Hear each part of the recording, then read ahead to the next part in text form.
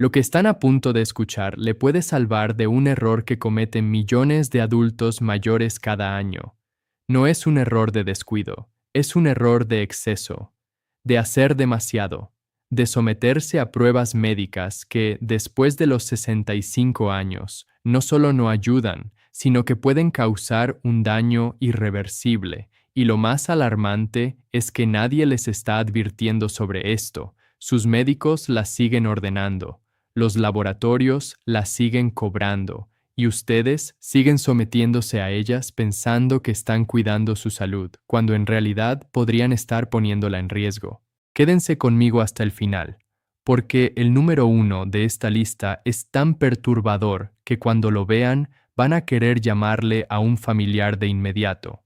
Es un procedimiento que se realiza de forma rutinaria, que se presenta como preventivo, y que sin embargo los estudios demuestran que puede generar complicaciones graves en adultos mayores de 65 años hasta en un 40% de los casos. Soy el doctor Pablo Sánchez, médico especializado en salud del adulto mayor con más de 15 años de experiencia clínica dedicada.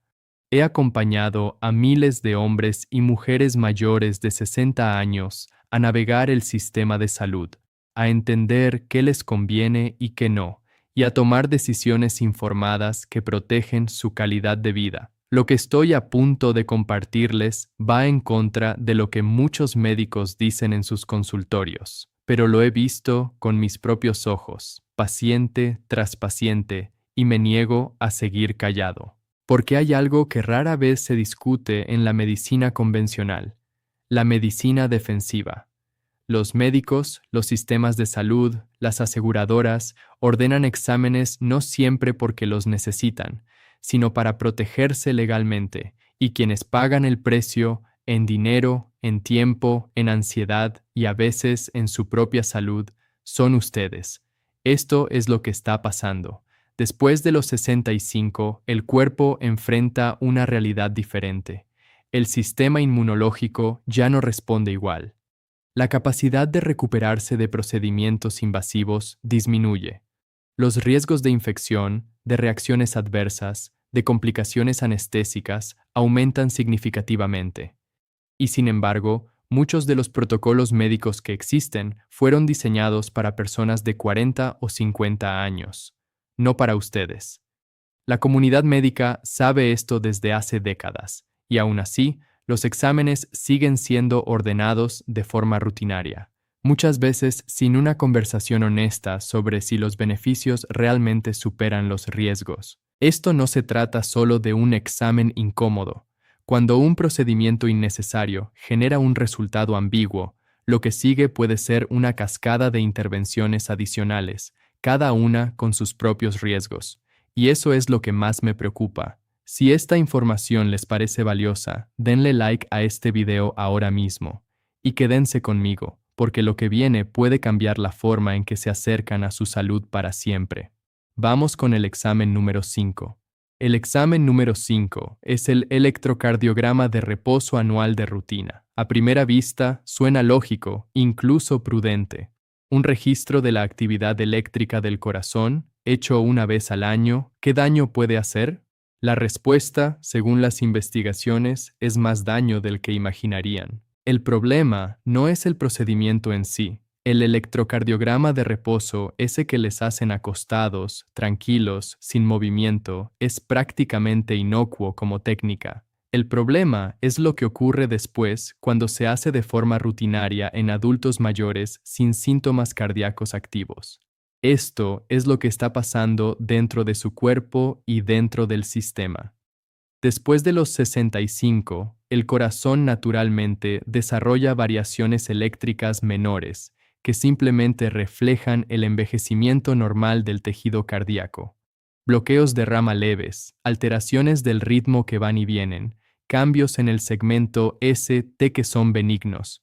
Pero cuando un médico ve esas variaciones en un electrocardiograma de rutina, muchas veces se desencadena lo que en medicina llamamos sobrediagnóstico. Un estudio publicado en el Journal of the American Medical Association analizó más de 8,000 adultos mayores sin síntomas cardíacos y encontró que aquellos que recibían electrocardiogramas de rutina anuales tenían un 64% más de probabilidad de ser sometidos a procedimientos cardíacos adicionales, incluyendo pruebas de estrés, ecocardiogramas e incluso cateterismos, comparados con quienes no se hacían ese examen, y los resultados en salud no eran mejores. Eran iguales o peores. La razón es clara. Un resultado ambiguo genera ansiedad, genera más exámenes, y más exámenes generan más oportunidades de encontrar algo que puede no necesitar tratamiento, pero que igualmente lo recibe. Y esos tratamientos, especialmente los procedimientos cardíacos, conllevan riesgos reales para personas mayores de 65 años. ¿Cuándo sí tiene sentido hacerse un electrocardiograma? Cuando hay síntomas, palpitaciones frecuentes, dolor en el pecho, falta de aire inusual, desmayos. En esos casos, el electrocardiograma es una herramienta invaluable. El problema es hacerlo sin síntomas, como parte de un chequeo anual de rutina, en personas sin factores de riesgo activos. Esto es algo que la mayoría no sabe. La propia Sociedad Americana de Cardiología y la Task Force de Servicios Preventivos de los Estados Unidos recomiendan explícitamente no realizar electrocardiogramas de rutina en adultos asintomáticos. La evidencia no respalda esa práctica. Y aún así, millones de personas mayores lo reciben cada año. Antes de continuar, tengo curiosidad. ¿Cuántos años tienen? ¿Están en sus 60, sus 70, quizás más? ¿Se han hecho alguno de estos exámenes en los últimos 2 años sin que nadie les explicara por qué? Escriban su edad en los comentarios. Quiero saber cuántos compartimos esta experiencia. Examen número 4. La tomografía computarizada de tórax de baja dosis como tamizaje de cáncer de pulmón en no fumadores. Este es un caso especialmente relevante porque hay una versión de este examen que tiene evidencia sólida de beneficio. El tamizaje de cáncer de pulmón con tomografía de baja dosis en fumadores actuales o exfumadores de larga data, entre los 50 y los 80 años. Eso está respaldado. Ese no es el problema. El problema ocurre cuando este examen se aplica de forma indiscriminada a adultos mayores que nunca fumaron o que fumaron menos de 10 paquetes año en su vida, como parte de un chequeo general o por iniciativa propia motivada por el miedo al cáncer. ¿Qué sucede en esos casos? Primero, la exposición a radiación ionizante. Una tomografía computarizada de tórax equivale a aproximadamente 200 radiografías de tórax en términos de radiación. Para adultos mayores, cuyas células tienen menor capacidad de reparar el daño del ADN inducido por radiación, eso no es trivial. Las investigaciones publicadas en The Lancet estimaron que entre el 1 y el 2% de todos los cánceres diagnosticados anualmente en países con alta tasa de uso de tomografías son en realidad inducidos por la radiación de esas mismas tomografías. Segundo, los hallazgos incidentales. Un estudio publicado en el New England Journal of Medicine encontró que más del 69% de los adultos mayores que se someten a una tomografía de tórax presentan al menos un hallazgo incidental, es decir, algo que el radiólogo ve y reporta, pero que no tiene relación con lo que se estaba buscando. Nódulos pulmonares de significado incierto, calcificaciones, pequeñas masas que pueden ser absolutamente benignas, pero que desencadenan una avalancha de estudios adicionales. Biopsias, broncoscopias, cirugías toracoscópicas, con sus propios riesgos. Y tercero, la ansiedad.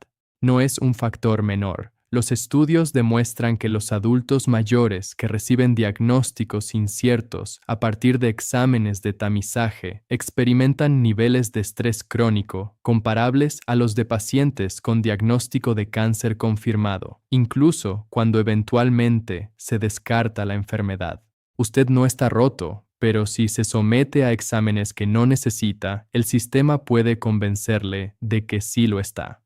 Examen número 3.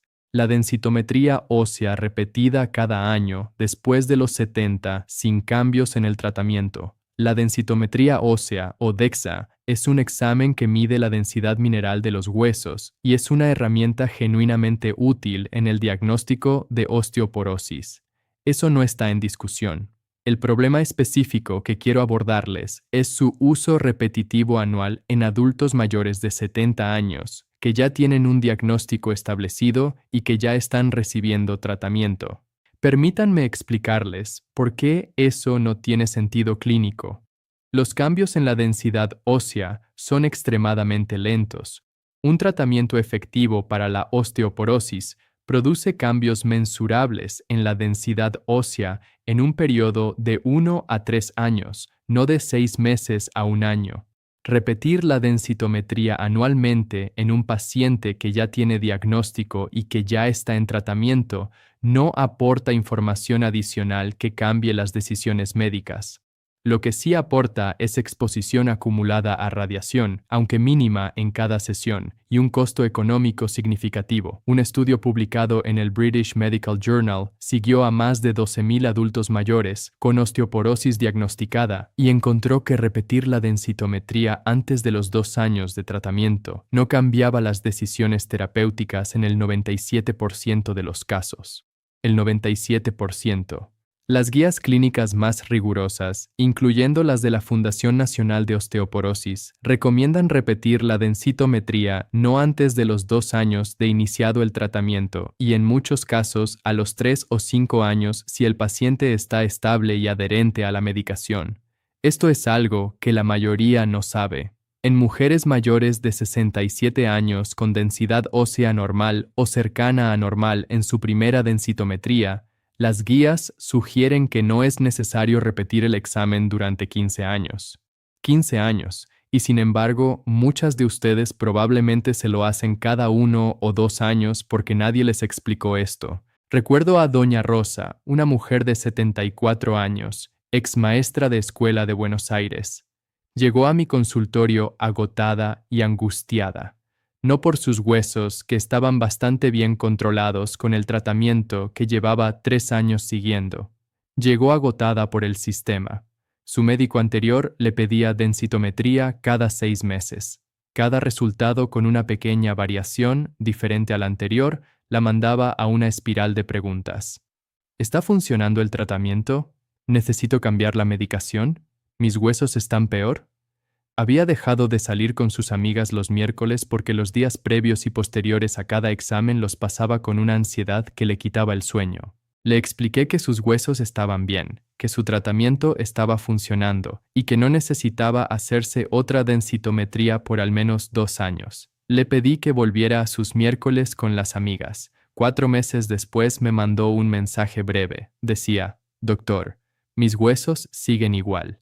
Pero yo me siento completamente nueva. Esto no fue un milagro. Fue su cuerpo recibiendo finalmente lo que necesitaba, tranquilidad. Y usted puede experimentar exactamente lo mismo. Si creen que conocer los riesgos de los exámenes innecesarios puede proteger su salud, escriban sí en los comentarios. Si todavía tienen dudas, escriban no. Su respuesta ayuda a que otros espectadores vean que no están solos. Antes de continuar con los siguientes exámenes, quiero hacerles una petición rápida. Si lo que han escuchado hasta ahora les parece valioso, les pido 2 cosas sencillas. Primero, suscríbanse a este canal. Mi misión es brindarles información de salud clara y directa para que puedan tomar las mejores decisiones. Segundo, y quizás más importante, compartan este video.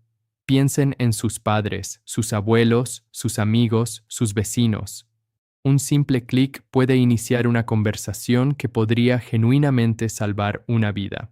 Examen número 2. El antígeno prostático específico, el PSA, como tamizaje rutinario en hombres mayores de 75 años. Este es un tema que me genera una incomodidad profunda como médico porque sé cuántos hombres han sufrido innecesariamente a causa de este examen. El PSA es una proteína producida por la glándula prostática y sus niveles elevados en sangre pueden indicar cáncer de próstata, pero también pueden indicar una próstata inflamada, una infección urinaria o simplemente el agrandamiento normal de la próstata que ocurre en casi todos los hombres a medida que envejecen. El problema específico del PSA en hombres mayores de 75 años es este. El cáncer de próstata es, en la inmensa mayoría de los casos, en hombres de esa edad, un cáncer de crecimiento extremadamente lento.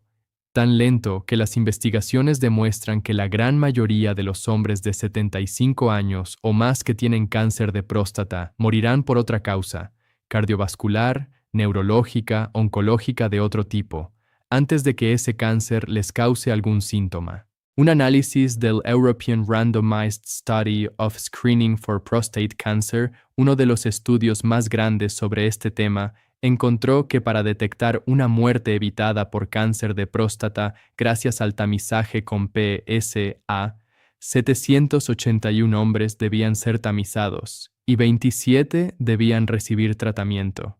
27 personas recibiendo tratamiento para salvar una vida. Y ese tratamiento, que puede incluir cirugía, radioterapia y terapia hormonal, conlleva riesgos significativos en hombres mayores de 75 años, incontinencia urinaria permanente en hasta un 30% de los casos, disfunción eréctil en más del 60% y complicaciones cardiovasculares y anestésicas propias de la cirugía mayor en personas de esa edad. Por eso, la Sociedad Americana del Cáncer y la mayoría de las guías clínicas internacionales recomiendan no realizar tamizaje con PSA en hombres con una expectativa de vida menor a 10 años, lo cual incluye a la gran mayoría de los hombres sanos de 75 años o más. Recuerdo a don Fernando, de 77 años, contador jubilado de Lima. Llegó a mi consultorio no por síntomas, sino porque su médico de cabecera le había ordenado un PSA de rutina. El resultado vino ligeramente elevado. Lo que siguió fueron 5 meses de su vida que preferiría olvidar. Una biopsia de próstata que le causó una infección grave que requirió hospitalización por 4 días. Un diagnóstico de un tumor de muy bajo grado que el urólogo llamó de insignificancia clínica. Una discusión sobre si operarse o no que le quitó el sueño durante meses. Y finalmente, la decisión de no hacer nada. Exactamente lo mismo que se habría decidido si nunca se hubiera hecho PSA. Cuando volvió a mi consultorio, estaba visiblemente envejecido. No por los 5 meses, por la angustia. Me dijo, doctor, entré a ese proceso sano y salí sintiéndome enfermo. Eso no debería pasarle a nadie.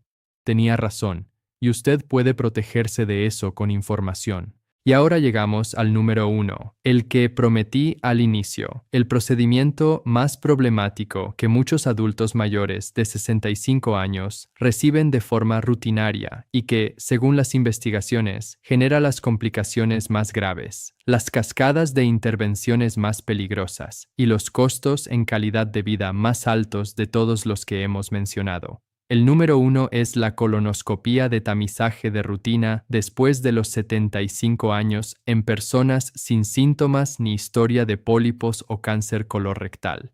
Quiero ser absolutamente claro en algo antes de continuar, porque este es un tema que requiere precisión. La colonoscopía es un examen de enorme valor en el tamizaje del cáncer colorectal. Para personas entre los 45 y los 75 años, especialmente aquellas con factores de riesgo, el beneficio supera claramente el riesgo. Ese no es el tema de esta discusión. El tema es su uso rutinario en personas mayores de 75 años, sin síntomas, sin historia de pólipos previos, sin antecedentes familiares de cáncer colorectal. Y ahí la ecuación cambia drásticamente. La razón es la preparación intestinal. Para realizarse una colonoscopía, el colon debe estar completamente vacío. El proceso de vaciado, que implica ingerir grandes volúmenes de solución laxante la noche anterior, representa en adultos mayores de 75 años un riesgo significativo de deshidratación severa, desequilibrio electrolítico con hiponatremia y alteraciones del potasio, hipotensión, y en personas con condiciones cardíacas o renales preexistentes, crisis graves. Un estudio publicado en Gastroenterology encontró que las hospitalizaciones relacionadas con la preparación para colonoscopía en adultos mayores de 75 años ocurrían en aproximadamente 40 de cada 1000 procedimientos. 40 de cada 1000. Luego está la sedación. La colonoscopía se realiza bajo sedación, y la sedación en personas mayores de 75 años conlleva riesgos anestésicos que no son triviales. La capacidad del hígado de metabolizar los fármacos anestésicos disminuye con la edad. La recuperación tarda más.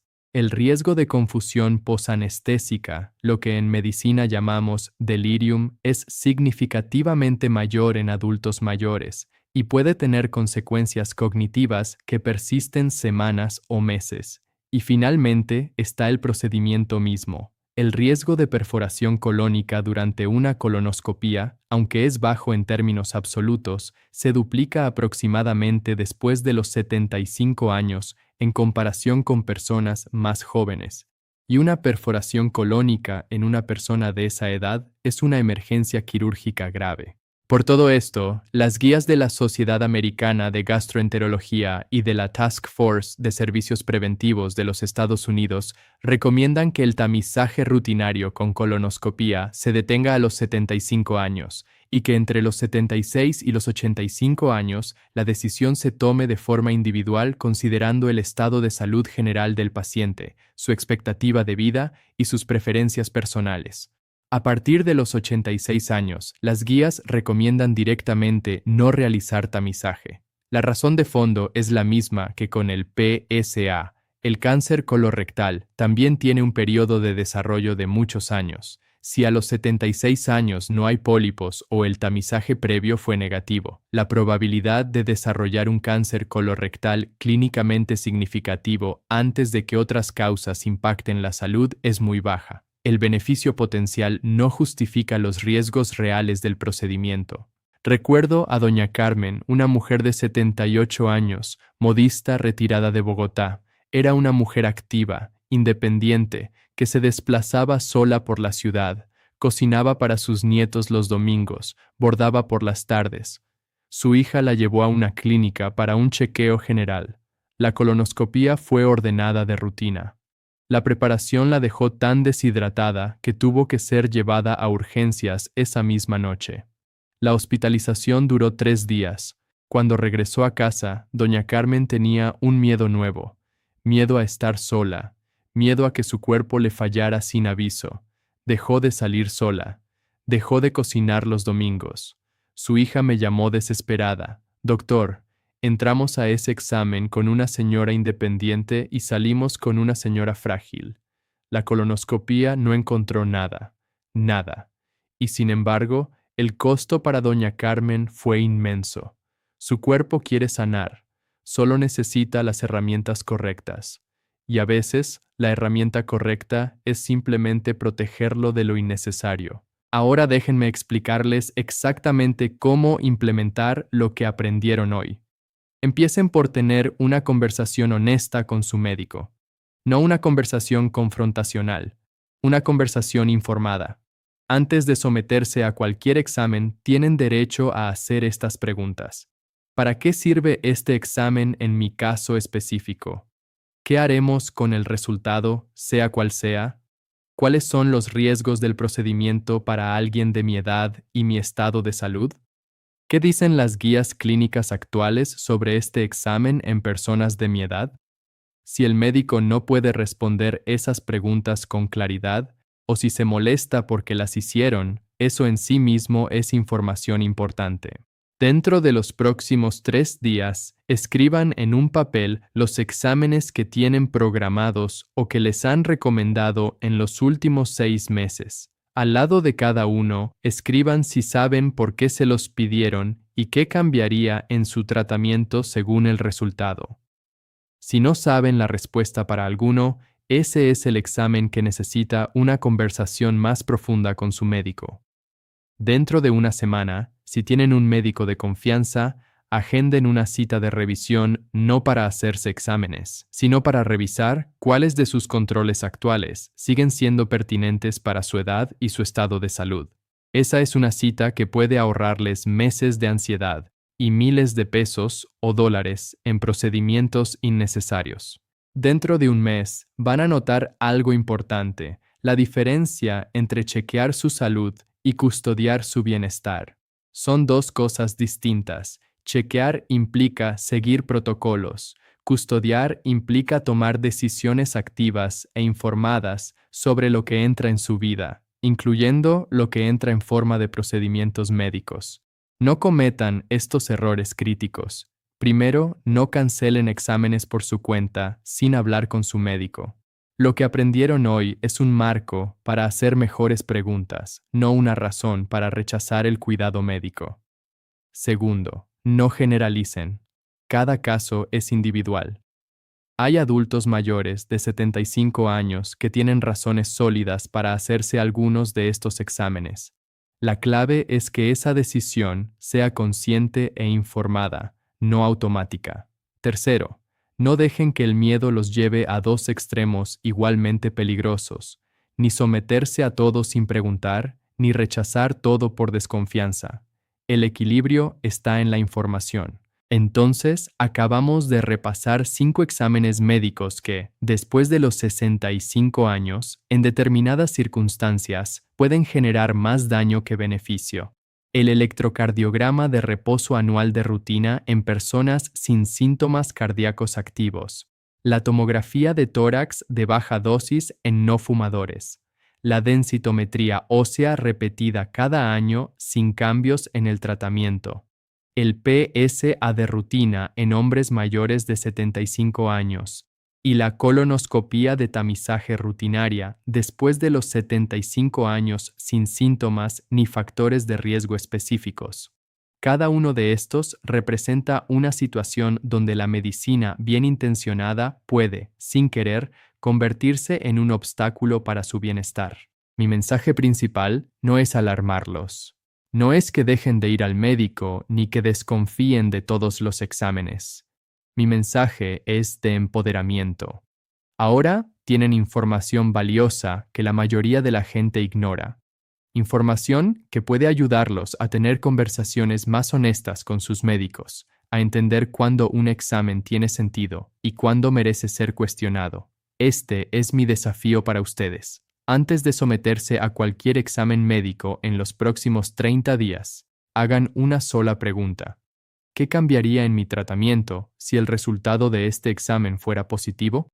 Si la respuesta es nada, esa es la señal de que necesitan una conversación más profunda antes de proceder. Solo esa pregunta. Practíquenla. Su cuerpo se los va a agradecer. Su tranquilidad se los va a agradecer.